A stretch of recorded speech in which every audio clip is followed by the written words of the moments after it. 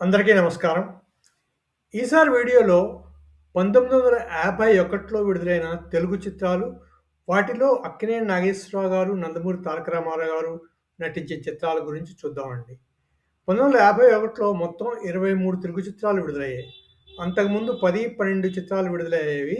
51 వచ్చేసరికి 23, 20, 23 చిత్రాల వరకు తయారయ్యేవి. అందులో అక్కినేని నాగేశ్వరరావు గారు నటించిన చిత్రాలు 5, తారక రామారావు గారు నటించిన చిత్రాలు 2. నాగేశ్వరరావు గారు నటించిన చిత్రాల గురించి చూసుకుంటే 'తిలోత్తమ' శోభనాచల పిక్చర్స్ బ్యానర్ మీద మిర్జాపురం రాజా గారు నిర్మాత, దర్శకుడుగా, పి. ఆదినారాయణరావు గారు సంగీత దర్శకుడుగా వచ్చిందండి. రెండో చిత్రం 'Saudamini' Rajarajeshwari film company banner మీద కళార్ నాగభూషణం గారు నిర్మాత, దర్శకుడుగా, ఎస్వి వెంకట్రామన్ సంగీత దర్శకుడుగా వచ్చిన చిత్రం. ఈ చిత్రం కన్నాంబ గారి సొంత చిత్రం అన్నమాట. ఆ తర్వాత మాయలమారి అశ్విని పిక్చర్స్ బ్యానర్ మీద కె. గోపాలరావు గారు నిర్మాతగా, అక్కినేని నాగేశ్వరరావు గారు, అంజలిదేవి గారు భాగస్వాములుగా వచ్చిన చిత్రం. పి. శ్రీధర్ దర్శకుడు, పి. ఆదినారాయణరావు గారు సంగీత దర్శకుడు. ఆ తర్వాత చిత్రం 'మంత్రదండం' శ్రీ జ్ఞానాంబిక పిక్చర్స్ బ్యానర్ మీద సి.కె.సి. చెట్టి నిర్మాతగా, కె.ఎస్. రామచంద్రరావు దర్శకుడిగా వచ్చిన చిత్రం. నల్లం నాగేశ్వరరావు గారు దీనికి సంగీత దర్శకుడు. ఆ తర్వాత వచ్చిన ఐదవ చిత్రం వినోద పిక్చర్స్ బ్యానర్ మీద 'స్త్రీ సాహసం' వేదాంతం రాఘవయ్య గారు నిర్మాత, దర్శకుడు, సిఆర్ సుబ్బరామన్ గారు సంగీత దర్శకుడు. ఈ 5 చిత్రాల్లో 'మంత్రదండం' తప్ప మిగిలిన 4 చిత్రాలు కూడా తెలుగు, తమిళ భాషల్లో ఒకేసారి తయారయ్యాయి. అంటే అక్కినేని నాగేశ్వరరావు గారివి 5 తెలుగు సినిమాలు, 4 తమిళ సినిమాలు, 9 సినిమాలు. అది కాక అక్కినేని నాగేశ్వరరావు గారు ఒక డైరెక్ట్ తమిళ సినిమాలో కూడా నటించారు. 'ఒరు ఇరవు' అనే సినిమా అది. ఏవిఎం ప్రొడక్షన్స్ వారి చిత్రం అన్నమాట. అంటే అక్కినేని నాగేశ్వరరావు గారివి ఆ సంవత్సరం తెలుగు, తమిళం కలిపి మొత్తం 10 సినిమాలు విడుదలయ్యాయి. అలాగే 'మంత్రదండం' సినిమా డబ్బింగ్ కూడా చేశారు. అది కూడా అదే సంవత్సరం విడుదలయ్యింది.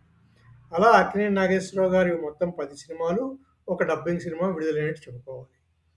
తర్వాత నందమూరి తారక రామారావు గారు చూసుకుంటే 'పాతాళ భైరవి' విజయ పిక్చర్స్ బ్యానర్‌లో నాగిరెడ్డి, చక్రపాణి నిర్మాతలుగా, కెవి రెడ్డి గారు దర్శకుడుగా, ఘంటసాల గారు సంగీత దర్శకుడుగా విడుదలైంది. ఇది కూడా తెలుగు, తమిళ భాషల్లో ఒకేసారి తయారైందండి.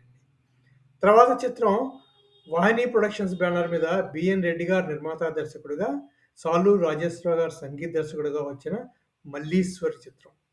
ఈ 2 చిత్రాలు కూడా రామారావు గారికి విజయవంతంగా నిలిచాయి. 'పాతాళ భైరవి' 1951 సంవత్సరానికి బ్లాక్ బస్టర్ ఇండస్ట్రీ హిట్ చిత్రంగా నిలిచి, నందమూరి తారక రామారావు గారిని కూడా సూపర్ స్టార్ చేసిన సంవత్సరంగా చెప్పుకోవాలి. అవండి. నాగేశ్వరరావు గారు ఇంకొక నటించిన 5 చిత్రాల్లో 2 చిత్రాలు 100 రోజులు ఆడాయి. 'మాయలమారి', 'స్త్రీ సాహసం' చిత్రాలు సక్సెస్ అయ్యాయన్నమాట ఆ ఏడాది. అవి 1951లో నాగేశ్వరరావు గారు, రామారావు గారు నటించిన చిత్రాల విశేషాలు. ఇంకా చూసుకుంటే అప్పటికే అంతకుముందున్న హీరోలు ఇద్దరున్నారు. సిహెచ్ నారాయణరావు గారు, కె. రఘురామయ్య గారు. అంటే ఆయన పేరు ఈలపాటి రఘురామయ్య గారు. వీరు కూడా అప్పుడు హీరోగా సినిమాలు చేస్తున్నారు.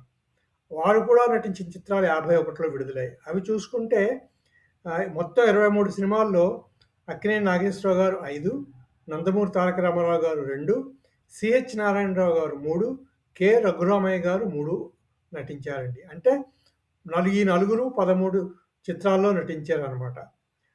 ఈ నలుగురివి 13 చిత్రాలు, 23 చిత్రాలు. అది కూడా 1951లో వచ్చిన విశేషం అండి. తర్వాత ఇదే సంవత్సరం కృష్ణకుమారి గారు కథానాయికగా నటించిన 'నవ్వితే నవరత్నాలు' అనే చిత్రం కూడా విడుదలైంది. అంటే 1951లో కృష్ణకుమారి గారు తెలుగు చిత్ర పరిశ్రమకి పరిచయం అయ్యారనమాట. ఆవిడ పక్కన రామశర్మ అనే ఆయన కథానాయకుడిగా నటించారు.